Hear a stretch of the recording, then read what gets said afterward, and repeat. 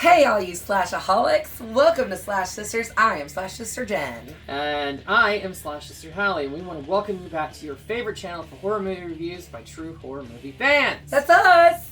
You. And you know, yeah. Well, my friends, as you can see, the set has changed just a little bit. And that is because it is officially Halloween month!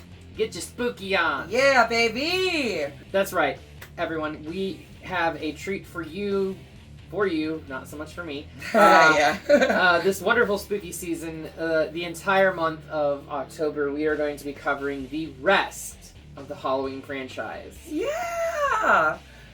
Exciting for all of you, a lot of work for us, but we're excited to do it, and we want to give this treat to you for a Halloween present.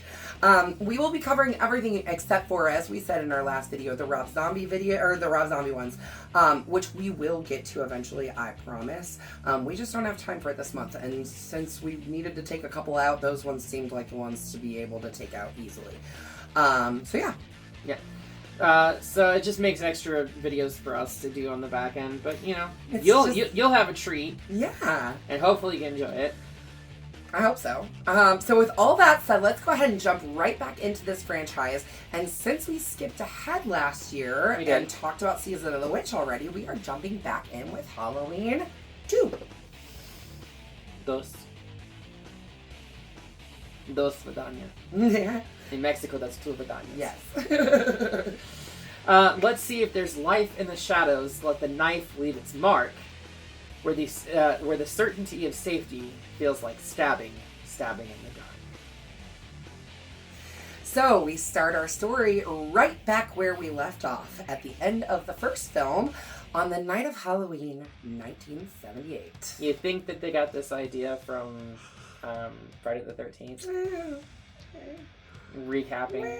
I mean, you know. We do get like a it's not nearly as long as Friday the 13th. And there is new footage added. There is archived footage from the first film as well. I mean, we do get like a nice little recap. We see Laurie, being attacked by the shape. Yeah, yep. And then we do see Dr. Loomis shoot him 6,000 times. 6,000 times. 6,000 times. No, 6. It was a 6 year. He did say it over and over. I shot him 6 times! I shot him 6 times! I shot him in the heart! I shot him 6 times! Anyway, yes, his as a result of being shot 6 times in the chest, Michael does fall off the balcony and lands on the ground. Yeah. He survives not only the gunshots, but also the fall to the ground, and escapes into the night while Loomis and Sheriff Brackett begin looking for him. Sheriff Brackett, played by the late, great Charles Cyphers. Yes. Wandering the alleys of Haddonfield, he steals the biggest fucking butcher knife in humanity. Yeah, that lady was like cutting ham with that giant knife. Man, what was she doing? Anyways. From an elderly couple, and then he goes into a house next door and kills a teenage girl.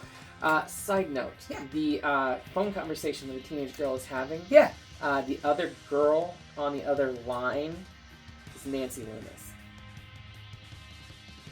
Huh? She's not playing the same Oh, thing. okay. The voice. I was like, wait, how, what? Yeah.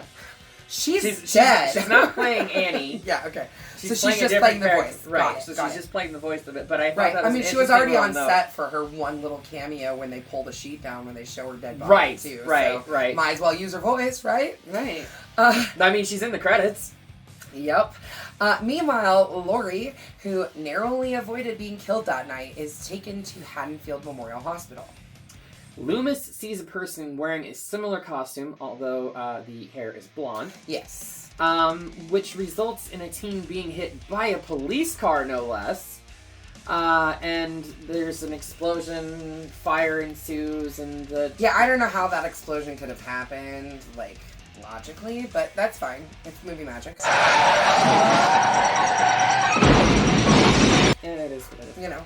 But we find out later that it is Ben Tramer, the boy Laurie allegedly had a crush on in the first Halloween. Yes. So, the bodies of Annie Brackett, Lydia Vanderclock, and Bob Sims are all discovered by the police at the Wallace's house. There's a funny story about Bob Sims later. Yeah? In Halloween 2018. Oh, yeah. We'll get to that one later this month. We will. Upon learning his daughter has been killed by Micheal and seeing her body as the coroner takes her away, Sheriff Brackett blames Loomis. You let him out! How I still don't forgetting that. And abandons the search, leaving his deputy, Gary Hunt, to take his place. Yep. At the hospital, the paramedic that brought Laurie in, there was 2 paramedics, but Jimmy, the younger one, developed a little bit of a crush on Laurie and keeps trying to kind of go and check on her. But Nurse Virginia limits the time that they are allowed to see each other, but basically like kind of interrupting them every time he goes to check on her. There's also an introductory, this is his first acting credit in a film. Yes. From Dana Carvey. Actually, you know what? We thought he played a nurse in the hospital. It's an orderly, I think. No, he's not. He's actually a reporter. Okay. Yeah, so he's one of the reporters that's outside of the Wallace's house, like when when Annie comes out and on the stretcher and everything, and then he's also at the very end, I think, when the reporters come back to the hospital. Mm-hmm. It's literally just like a split second. But did we say who it was? It's Dana Carvey. Yeah. Who knew? I sure didn't. I'm glad Hallie did. I said Dana Carey, didn't I? Yeah, it's Dana Carvey. Yeah. I don't know. I knew what she meant. I knew who she was talking about. It's Garth. Okay, it's fucking Garth. Right. While walking around Main Street, Micheal hears a news flash over the radio saying that Laurie has been taken to the hospital. So he makes his way to the hospital because. Yeah, well. Because he's got to chase after her, right? You know, well, I mean, there's other reasons that they introduced in this that John Carpenter has since said was the dumbest fucking decision he ever made with the franchise, but whatever. Yep. When the Shape gets to the hospital, he cuts the phone lines and disables all the cars in the parking lot by slashing their tires so that no one can escape or call for help. Which I do have a slight problem with this scene, even in 78. Yeah. A hospital floor should not be that fucking abandoned. Yeah, it's pretty. For a even mass in the middle of the killer night, to be walking around, killing people in said hospital, somebody would have seen without him anybody and noticing. Him. Right, somebody would have seen him and stopped him. For sure. That's one, and I'm not alone in this. I know there's a lot of fans that have that same gripe. I will say, it's one of the better ones in the series, but I got some issues with it. There's some major problems here. The security guard and one of the nurses try to figure out why the phones aren't working, which gets the security guard killed in the process. Yeah. He kind of dumb anyways. Micheal then roams the halls of the hospital, basically kind of just like slowly picking off the staff. Like how the other staff doesn't notice that their people are disappearing, I don't get it. Again, doesn't make sense. No, that's okay. He stabs the doctor in the eye with a syringe. Was it the doctor or was it Well, it was so the nurse comes and finds the doctor with a syringe sticking out of his eye, and then he stabs her in the temple. Which a lot of people say that it goes in the eye, and it doesn't. It definitely doesn't. It goes right here next to the eye. Yeah. And then does the same thing to the nurse that discovers him. Yeah. Which I guess they, from what I can glean from that, he squirted air in there, and the air wasn't going to kill you though. Yeah, because it's directly to the brain. Right. He then strangles one of the paramedics. Actually, we get this scene where the other paramedic, I can't remember what his name is, not Jimmy, goes in the hot tub with one of the nurses, and he gets out to either warm up the water or cool down the water. I can't remember, one or the other. I think it's he's changing the temperature on the water. I mean, Micheal had already turned the temperature up on the water. Right. So he gets out to go and like change the temperature on the water, and Micheal strangles him. Which there's a little side note here from trivia that I read about it. The actor doing that scene was afraid that he wouldn't like make it look convincing. So the guy that was playing Micheal at the time said, Dick Warlock. Dick, thank you. Yeah. Said, I'm going to shake you 4 times. After the 4th time, just go limp. Well, I mean, smart, right? Yeah. So he strangles one of the paramedics, but he then turns the heat up even higher on the hot tub, and he like walks up behind the nurse, and the nurse like thinks that it's the paramedic. Yeah, it's fucking gross. Anyways, so then he proceeds to just basically dunk her over and over and over again until her skin is falling off of her fucking face, okay? That's gotta be some hot water to make her skin boil off. Yeah, that would have to be over 200 degrees? Yeah. Well over 200 Yeah. degrees. I mean, it's literally like a boiling hot tub. Yeah, because 212 is boiling. Yeah. So it'd have to be over that. Like, pretty close, yeah. Michael finds Laurie's room where he takes a stab at her bed. In the dark. He was stabbing in the dark, wasn't he? Yeah. Well, Yeah. thanks, Ice Nine. But discovers she's not there. Nope. And She ain't in that bed. That's a bunch of pillows. And he was just stabbing a bunch of pillows. Yeah. Because Laurie apparently knew that he was there. I don't know. She must have... Maybe they can sense each other. Fuck no. Anyways, so Jimmy and Nurse Jill Franco grow increasingly concerned when they start to discover that more and more of their staff has gone missing through the No night. fucking shit! Go figure. Right. Huh, wonder what happened. Jimmy and Nurse Jill search the hospital for Laurie, who is trying to escape from Michael. Escape. Escape. Escape. I wonder what that means. It's funny. It's spelled just like the word escape. For those non-horror fans out there, or for those massively horror fans that Yeah. do not get that, Yeah. that is Finding Nemo. Yep. Thank you, Laurie. Escape. One of the good things that Ellen DeGeneres did in this world. Yeah, no kidding. As Nurse Jill tries to start the car to drive to the sheriff's department, it fails to start, and she sees that the cars in all the cars in the parking lot have had their tires slashed.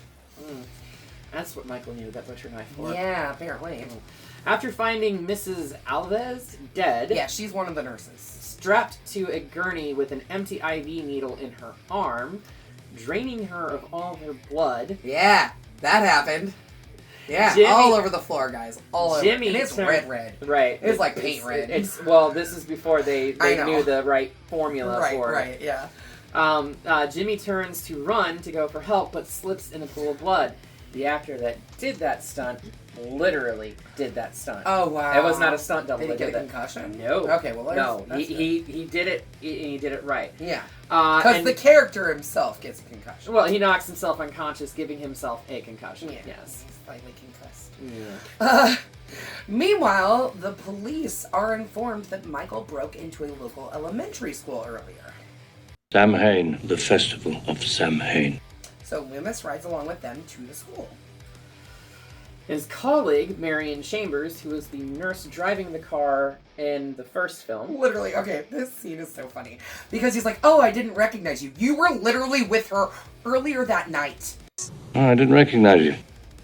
Earlier that night. I think it's because Granted, I know it's been 4 years in real time, but you... I think it's because she has her hair down and she's no longer in her nurse's uniform.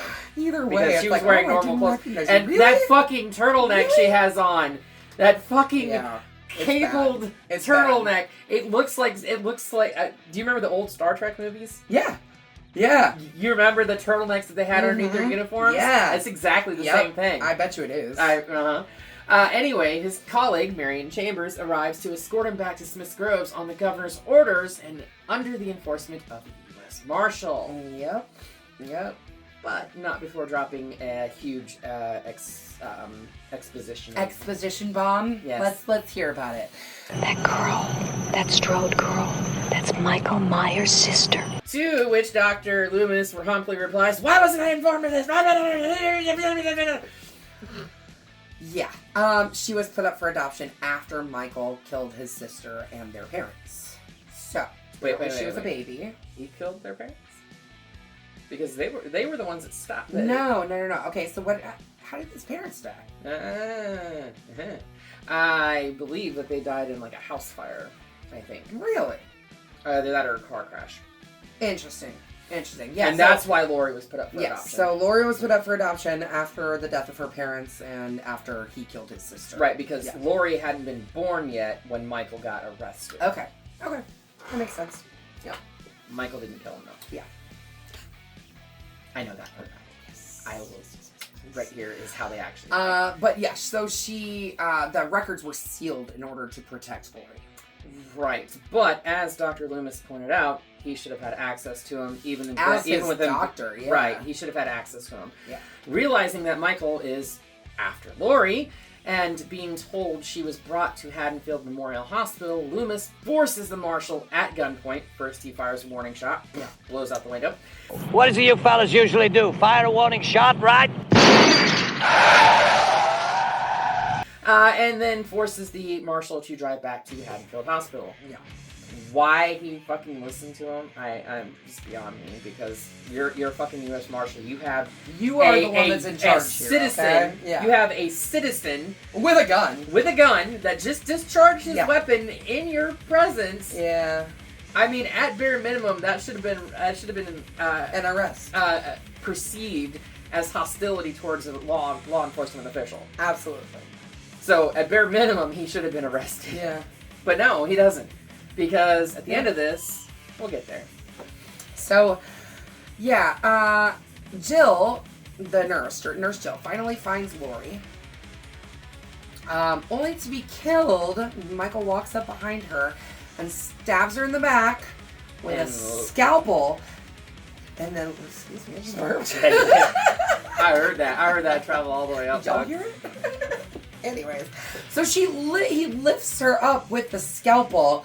Very similar to the way that he did with Bob in the first film, right? And pinned him to the fucking wall. Like with Bob, he pinned him with like a knife that should have been this long, and somehow this nice little scalpel somehow lifted this entire woman up. And Unless, and mind you, he could have pushed so forcefully that his hand was inside of her. Yeah, I Yeah. guess so. And grabbed her by the rib cage. And obviously that didn't happen because his hand's not that fucking bloody afterwards. Yeah. But anyway, he then pursues Laurie through the hospital. She manages to escape again to the parking lot and hides in a car. Yeah.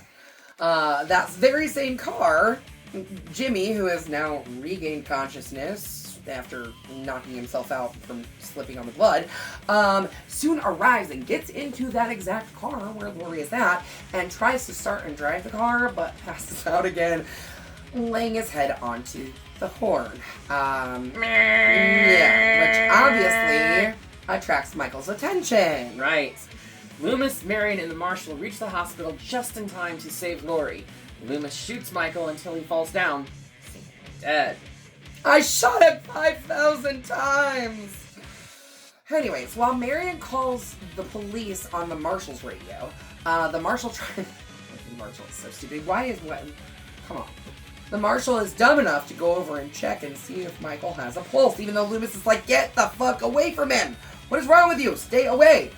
He knew he wasn't dead. Well, yeah, because he's already dealt with him once from shooting him Yeah. 6 times! 6 billion times! I love how it just keeps increasing with every... Yeah. Micheal revives and slits Marshall's throat with said scalpel. Yep. That scalpel's really doing the work tonight. Mm-hmm. Dr. Loomis and Laurie run into an operating room where he gives her the marshal's gun. He kind of like tucks her down in a corner. He gives her the marshal's gun. And then he gets stabbed by Micheal. Pretty quickly, just once, right? He only stabbed him once. Yeah. Laurie shoots Micheal in both eyes. Hell of a shot. Yeah. Blinding him, and we get this really rad shot of the blood coming out of the holes in his mask. To achieve that, they actually had a blood pack underneath up here. Yeah. So when he went to grab his head after being shot, he smashed it. Yeah, he smashed it, and the blood came out, and it looked like he was crying tears of blood. Yeah, it's a really cool shot. I love it. I mean, it was so much so that they actually created a mask based off that. Yeah. Which I think is dumb, but whatever. As he swings the scalpel around the space violently, like he's literally like you could hear it swiping in the air as he's like swiping the scalpel. Which is not how a scalpel would sound. No, it wouldn't. Maybe a sword. In a movie. Yeah, right. As he's doing that, Dr. Loomis and Laurie begin filling the room with flammable gas. Like they just basically like all of the gases. Oxygen, they unhook something else that's flammable and just start pumping it. Ether or something. Something like that. But they keep like distracting him. So like one of them will make noise and Micheal will go after them. Then the other one will make noise. Because he can't see at this point. He's got blood in his eyes. Allegedly. It was obviously whatever. Yeah. Loomis orders Laurie to get out before igniting the gas with his cigarette lighter. It's time, Michael. Apparently killing himself and Michael in the explosion. Okay, apparently. That's it. We're done. Wrap it up. Pack it up. We're done. Michael's dead. Yeah. But he's not. No. Laurie watches. That's Michael. Engulfed in flames. Mind you, he was so fucking padded out on that fucking... That was a cool shot. It but was that, very he was so fucking cool. Fucking padded. Oh my god. And we get a callback to it later. Way later in the franchise. It's actually part 2 of that trilogy too. Kills. Weird. Yeah. Anyways. Fuck you, David Gordon Green. Yeah. But yeah, so he's apparently killed himself and Loomis, but that gets retconned. Yeah. A lot of retconning in horror.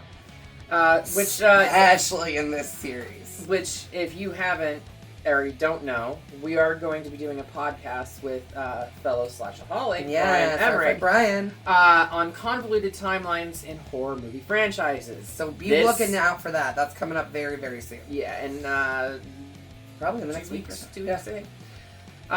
But this will definitely be covered because this is so messy. So fucking messy. It's probably the messiest timeline in horror. Texas Chainsaw. As far as how many times it's been restarted. Texas Chainsaw. Yeah, Texas Chainsaw too. The next morning, Laurie is transferred to another hospital, traumatized, alive. Yeah, and that is where we leave our story for now, at least. Because you'll be back in a few days to see what we have to say about our next movie in this completely convoluted timeline, which will be part 4. So yeah, Halloween 4 will be the next on our insane list of Halloween movies to cover this year. Well, I'm gonna go ahead and give this one a bloody knife up. Yes, a bloody butcher knife up. I do appreciate this one for what it tried to do. Yeah. I dislike how they tried to end the series here, but then later retconned it. Yeah. Which, I mean, happens a lot in horror, honestly.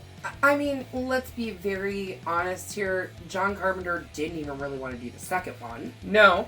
But he did it. He did not direct, but he and Deborah wrote it together.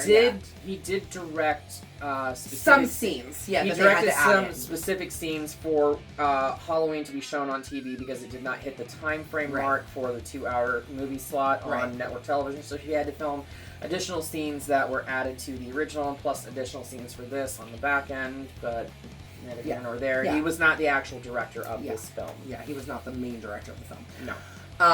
Yeah, but mostly because he didn't really want to do it. And then when he went on to do the third one, he took Michael out completely because the goal was to be done with Michael Myers. Well, however, that's why they killed him off in this. However, the fans do not see the Halloween franchise as anything but Michael Myers. So when part 3 came out, which is sad. It is in sad. the grand scheme of things. Well, yeah, because I would have loved to have seen what John Carpenter would have done with an anthology, all based on Halloween or surrounding different Halloween themes. Right. Yeah. Right. So.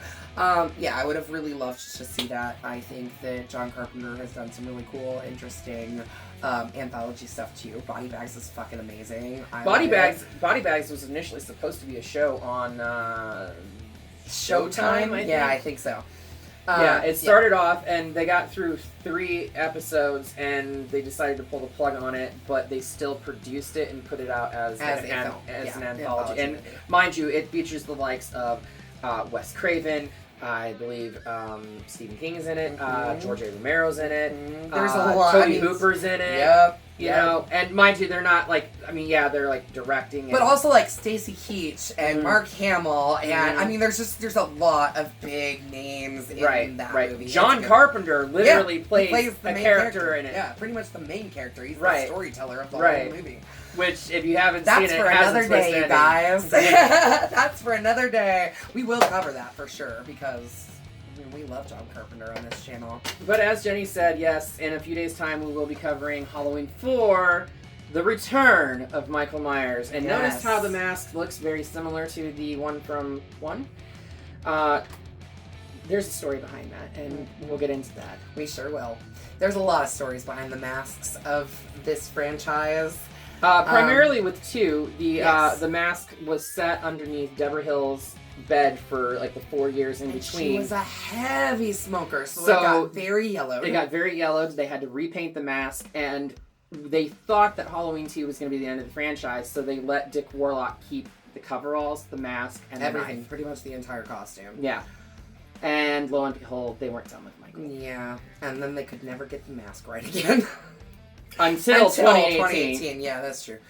So yeah, this is gonna be really fun, you guys. We've got a lot coming up for you this month, so make sure you come back to us next time in a couple of days. Be on the lookout. Make sure you hit that bell so you get a notification when it does come out. Absolutely. But yeah, until next time, why don't you make sure you slash that subscribe button, Stab that like button, and ring-a-ling the grave bell so you don't miss out on any of our videos and you get notified when we post a new video, especially this month when we're going to be posting all kinds of stuff. So we're going to go post crazy. Yes, we are.